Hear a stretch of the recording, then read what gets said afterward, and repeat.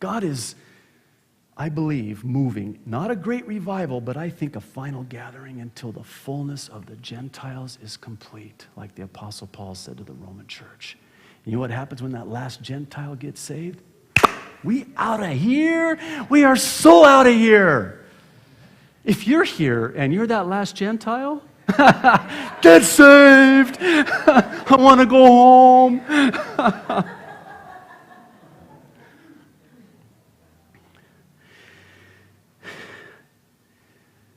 Off the radar, without mention, there is so much that is taking place that is a fulfillment of Bible prophecy as foretold by the prophets of old. So you've got this Iranian-Russian move while we're so caught up in our political election year.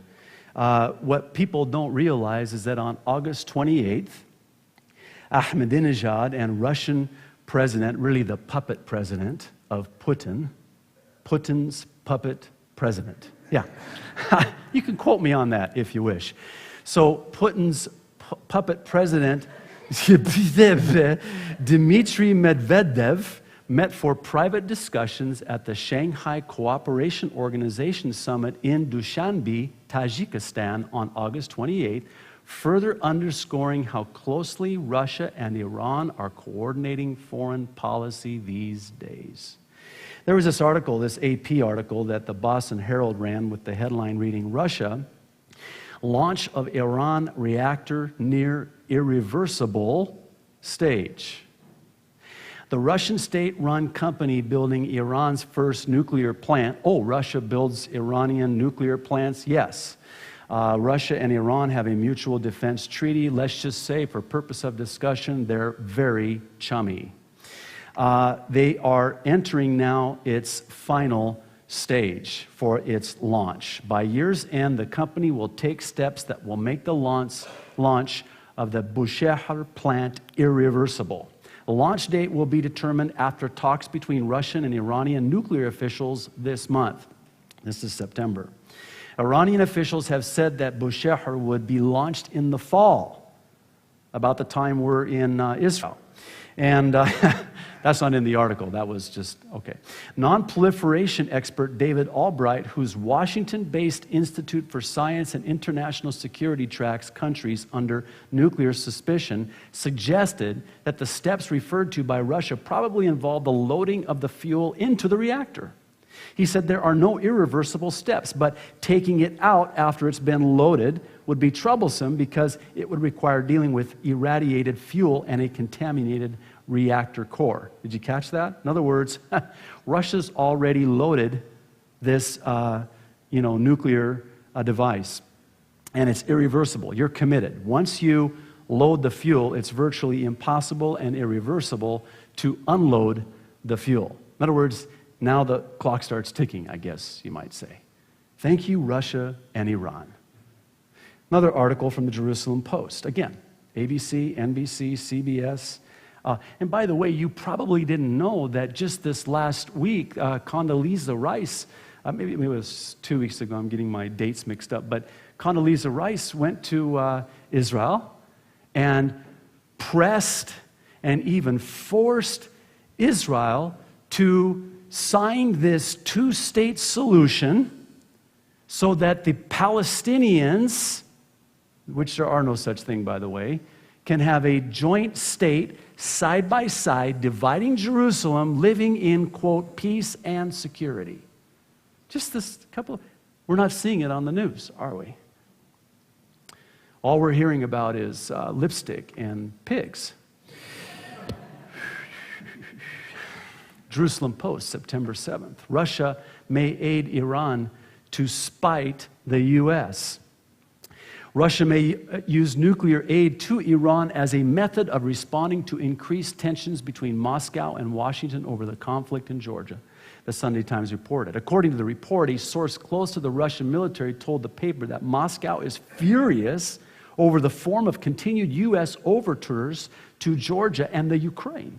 Since hostiles in Georgia ended 2 weeks ago, the United States has called for a NATO expansion, which would include the two nations, has sent warships to the region to deliver emergency supplies, has promised huge sums of aid to help rebuild the country, and has sent U.S. Vice President Dick Cheney to personally express Washington's firm support for its allies.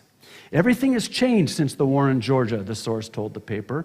What seemed impossible before is more possible now, when our friends become our enemies and our enemies become our friends. What are American ships doing off our coast? Do you see Russian warships off the coast of America? Russia will respond. A number of possibilities are being considered, including hitting America there where it hurts most, Iran, he warned.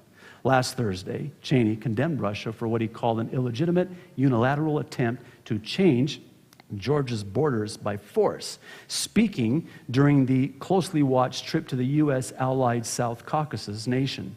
Cheney also assured Georgian President Mikhail Saakashvili, that guy, that the United States was fully committed to his country's effort to join NATO. Georgia will be in our alliance, Cheney said. On the eve of Cheney's arrival, the White House announced a $1 billion with a B commitment to help the small but strategically located nation recover from its war with Russia. Listen, Russia won't stop with Georgia. Russia needs Georgia geographically. We talked about this a while back. They need Georgia militarily. They need Georgia strategically. Georgia is in between them and Israel. Georgia also has natural gas and oil that supplies that entire region, and Russia wants it. And they'll probably get it. They may already have it. Be that as it may, Russia and Iran are making their move while we're sleeping and while we're all caught up with what's going on in our little world like this. Now, what's so significant about Russia and Iran? Well, most of you know, I hope all of you know, you need to know that this is what the prophet Ezekiel said would happen. That there would be this Russian and Iranian-led alliance of nations that would come against Israel in the last days and attack Israel. They won't prevail, not because the U.S. will intervene. Some believe that one of the reasons why the United States is absent from Bible prophecy is because we're attacked. I don't mean to create fear, but, have a nice week. We could be attacked. We're not in the final scenario. If anything, we're mentioned. It's a nebulous mention in Ezekiel 38, but suffice it to say that Russia and Iran will attack Israel, and God will intervene on behalf of his people. And he will destroy this Russian and Iranian-led alliance and all the nations that come against her. In Zechariah 12, we have another very fascinating prophecy that talks about anybody who tries to divide Jerusalem, this burdensome stone, this boundary stone, anybody who tries to move the boundaries of Jerusalem, Condoleezza Rice, will do it to their own peril. Jerusalem is mine. Throughout the Old Testament, we saw a while back how that God put his name on Jerusalem. Nobody's going to get Jerusalem. God has Jerusalem and has given Jerusalem and Israel, the land flowing with milk and honey, to the Jews, not the so-called Palestinians, not the Arabs. Have you looked at a map lately to see how much land the Arabs have? No, you should do this sometime. Go online, do a Google search, and look at the comparison between the land that the Arabs have and the land that the Jews have. The Jews have it's like a pimple of a spot on the map, on the globe, and then the entire Middle East is all land belonging to the Arabs. They want this little sliver of real estate here. And that's exactly what God said would happen through the prophet Zechariah, chapter 12. I'm going to make Jerusalem, I'm going to intoxicate nations with this little tiny spot of real estate in Israel. Isn't it interesting that all the world is focused on Jerusalem?